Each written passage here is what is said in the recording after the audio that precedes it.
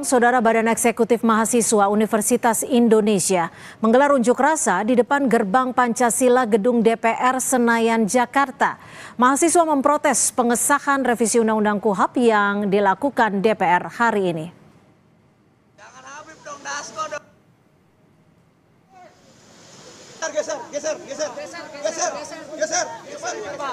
aja dulu. Mundur. Dalam aksinya, mahasiswa sempat memblokade mobil yang diduga milik Dirjen Kementerian yang dikawal polisi dan satu mobil dinas polisi yang melintas. Mahasiswa menyebut aksi menyetop kendaraan yang dikawal polisi merupakan ungkapan kekecewaan karena imbas pengesahan RUU KUHP. Mahasiswa juga meminta pimpinan DPR RI dapat menemui mereka. Demonstran menilai pengesahan revisi Undang-Undang KUHP cacat prosedur dan berpotensi membuat aparat semakin sewenang-wenang. RKUHP yang cacat secara prosedural, yang cacat juga secara substansial, sama sekali tidak mementingkan yang namanya partisipasi publik, partisipasi rakyat, partisipasi bermakna dari rakyat Indonesia. Bahkan warga sipil sekalian semua ditolak mentah-mentah atas RKUHP yang baru saja disahkan oleh DPR RI. DPR resmi mengesahkan rancangan Kitab Undang-Undang Hukum Acara Pidana KUHP dalam rapat paripurna hari ini. Ketua DPR Puan Maharani meminta pihak yang masih menolak KUHP baru tidak termakan hoaks. Puan menegaskan KUHP baru harus segera disahkan untuk menggantikan KUHP lama yang sudah digunakan selama 44 tahun. Pemberlakuan KUHP baru disebut Puan di tanggal 2 Januari 2026. Undang-undang ini akan mulai berlaku nanti tanggal 2 Januari 2026.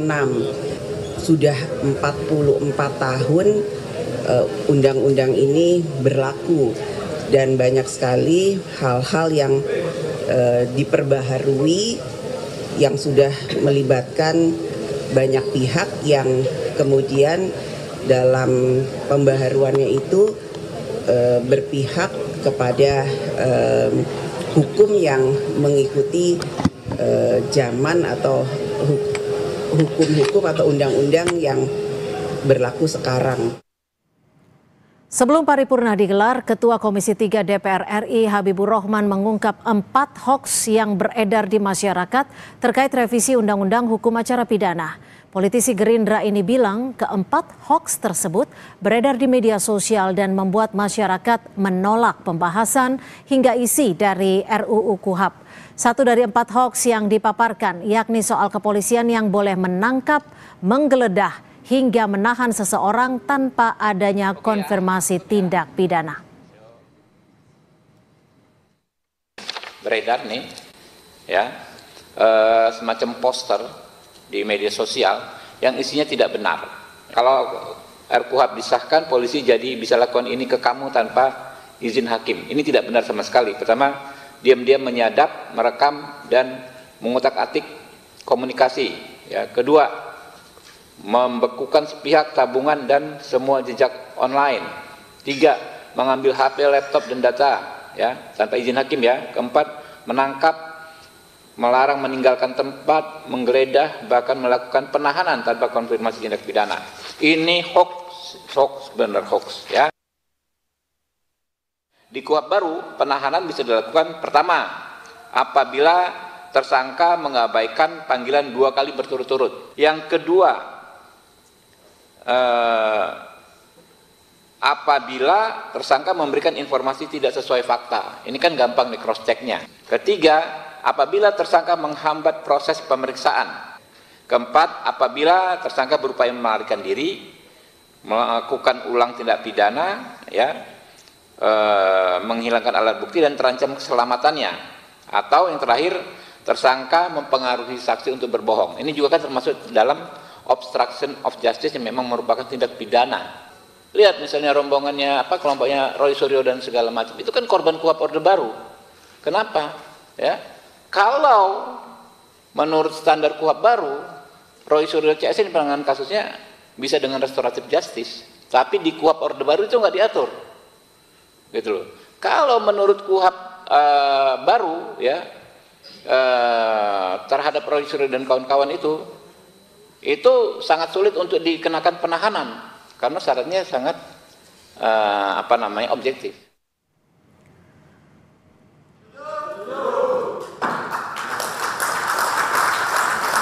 Menanggapi munculnya hoaks seputar RUU KUHP, menurut YLBHI, hal itu disebabkan pembahasan yang tertutup, serta terbatasnya akses publik untuk mengetahui isi pembahasan RUU KUHP, sehingga bila adanya masukan dari publik terkait pasal-pasal yang bermasalah, hal itu tidak bisa disampaikan secara utuh.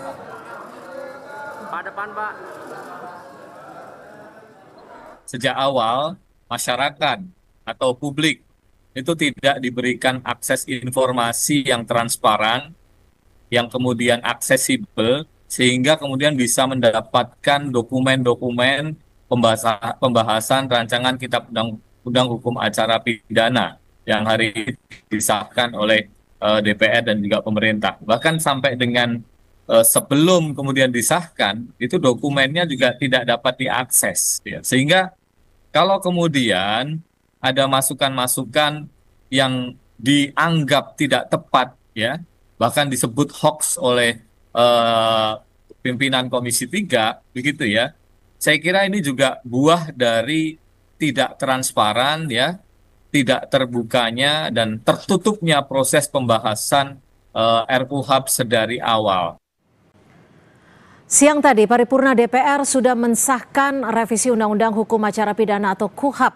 Meski sudah disahkan, Koalisi Masyarakat Sipil untuk Pembaruan KUHP menilai terdapat tumpukan masalah dari aspek proses pembahasan dan substansi yang diputuskan. Kita akan bahas bersama Komisi 3 DPR RI dari fraksi PKS Nasir Jamil dan Ketua PBHI Julius Ibrani. Selamat petang Bang Nasir, Bang Julius, terima kasih sudah berbagi waktu di Kompas Petang. Saya ke Bang Julius langsung nih. Bang Julius, sejak Anda membaca draft terakhir dan saat ini sudah disahkan, bagaimana Anda mengomentarinya dan apa saja yang Anda nilai sebagai pasal-pasal yang masih dinilai kontroversial?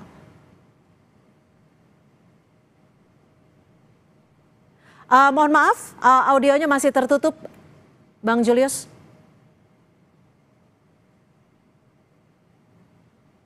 Oke, Cynthia, tentu kami apresiasi dulu perkembangan dari KUHP tahun 81 mengenai hak advokat, perlindungan advokat, kemudian hak pendampingan bantuan hukum, dan segala macamnya. Tapi secara fundamental kami melihat masih ada konsep yang perlu diperbaiki. Misalnya apa? Jadi dalam tahapan penyelidikan, ketika penyelidik diberi kewenangan untuk upaya paksa seperti penangkapan, penahanan, dan yang lain, padahal penyelidikan ini masih mencari tahu apakah sebuah peristiwa ini peristiwa pidana atau bukan, baru kemudian dinaikkan tahap penyidikan kalau dia tindak pidana. Nah, ini bisa membuka ruang banyak celah. Itu yang dimaksud teman-teman. Tadi kita nggak tahu peristiwanya apa, kita nggak tahu tuduhan kejahatannya apa, kemudian kita bisa ditangkap, bisa digeledah, disita karena tahapannya penyelidikan. Nah, ini konsep dasar gitu. Apabila tahapannya penyidik, maka kewenangan itu tidak boleh diberikan kepada penyelidikan, gitu. Kewenangannya tetap ada di penyidik dengan bantuan penyelidik, itu masih logis, itu masih masuk akal. Yang pertama. Yang kedua, kami melihat juga ada beberapa pasal yang menurut kami ini pasal-pasal selundupan. Misalnya tadi kami cek ini yang paling fatal ya.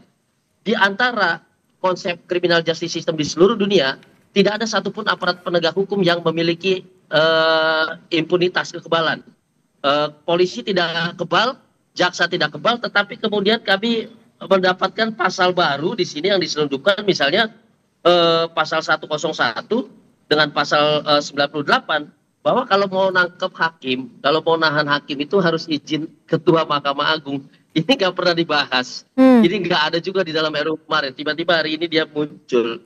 Nah, hal-hal yang seperti ini menurut kami itu kemudian mencederai, Bang Nasir, mencederai partisipasi yang kemarin kita sudah bolak-balik. Saya memberikan pandangan di RDPU dengan Komisi 3 dan kemudian ada beberapa yang dihapus. Misalnya tidak ada lagi istilah penyidik utama, ya penyidik adalah penyidik Polri, PPNS dan segala macam. Lalu mendorong koordinasi berdasarkan Makeh Jakpol 2010 ketika itu dengan Kementerian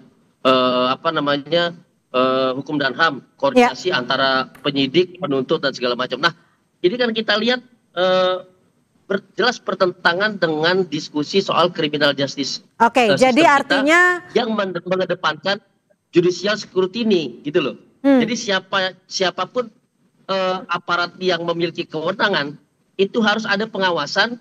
Dan konsepnya tidak boleh sekedar izin pengadilan, Cynthia. Izin pengadilan itu antara penyidik dengan penuntut dengan pengadilan. Sementara orang yang berhadapan dengan hukum, yang hak asasinya, yang kemerdekaannya direnggut karena proses hukum, itu tidak punya challenge selain dia pra-peradilan. Oke. Baik, kami artinya sudah dapat menyimpulkan dari orang itu, gitu. Dari teman-teman PBHI juga masih merasa ada pasal-pasal yang dinilai tidak tepat. Apalagi ada pasal-pasal yang dinilai sebelumnya tidak ada di draft, yakni pasal 101 dan juga pasal 98 dianggap sebagai pasal selundupan. Bagaimana Bang Nasir menjawabnya?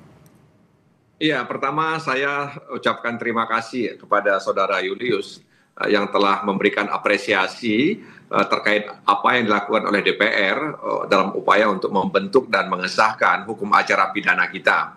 Dan tadi pagi sudah disahkan dalam sidang paripurna DPR RI. Dan sebenarnya soal partisipasi, soal ketertutupan atau transparansi itu sebetulnya tidak seperti itu ya. Sejak awal kita membuka ruang kepada masyarakat, bahkan dalam kunjungan-kunjungan ke provinsi-provinsi selalu melibatkan perguruan tinggi ya di dalamnya, meminta masukan ya. Kalau misalnya ke daerah-daerah selalu ada akademisi dari perguruan tinggi yang ada di provinsi itu untuk kami minta pendapatnya terkait dengan perubahan hukum acara pidana tersebut. Begitu juga dalam rapat-rapat panja yang ada di DPR selalu terbuka ya, selalu terbuka, tidak pernah tertutup, diliput oleh media, bahkan juga ada orang di balkon yang menyaksikan pembahasan di panja tersebut. Jadi soal transparansi ya, soal ketertutupan, saya pikir itu tidak benar adanya. Bahkan kami juga mendapatkan dukungan ya dari kumpulan-kumpulan advokat ya, akademisi agar segera mengesahkan hukum acara pidana ini yang sudah sangat lama ditunggu. Selama ini kita merujuk kepada tahun 1981, maksud saya sudah lebih kurang 44 tahun. Jadi apa yang disampaikan oleh Saudara Julius bahwa kemudian ada pro kontra, ya itu hal yang biasa bagi kami. Pihak yang mengkritik itu satu hal yang penting agar kami lebih berhati-hati ya dalam merumuskan norma-norma dalam hukum acara pidana tersebut. Adapun pasal-pasal yang tadi disampaikan itu kan berdasarkan pemikiran yang kami dapat dari narasumber yang diundang ke DPR. Jadi ini sebenarnya bukan pasal selundupan ya, bukan pasal selundupan. Jadi namanya panja itu bisa saja mengurangi ya, menambah ya. Jadi hal yang tidak ada bisa diadakan, hal yang ada bisa juga dikurangi. Jadi sekali lagi itu bukan pasal selundupan ya, karena itu tidak tepat disebut dengan pasal selundupan. Dan itu berangkat dari beberapa pendapat-pendapat yang disampaikan oleh narasumber yang diundang ke Komisi 3 dan juga dari kunjungan-kunjungan kami ke daerah-daerah. Bagaimana Bang Julius menilainya? Ya, silakan Bang Julius tanggapi. Ini agak beda konsep Bang Nasir. Betul bahwa ada undangan mengundang banyak pihak. YouTube itu kita pantengin Bang Nasir, kita plototin. Cuma dalam beberapa pasal seperti pasal yang tadi. Jadi intinya gini, kita tuh mendorong dalam seluruh proses peradilan pidana ini itu ada judicial scrutiny, pengawasan dalam setiap kewenangan aparat. Itu pertama. Yang kedua adalah kita tadinya dorong adalah hakim pemeriksaan pendahuluan. Jadi seluruh proses itu dicek oleh hakim, bukan hanya minta izin. Gitu. Jadi dia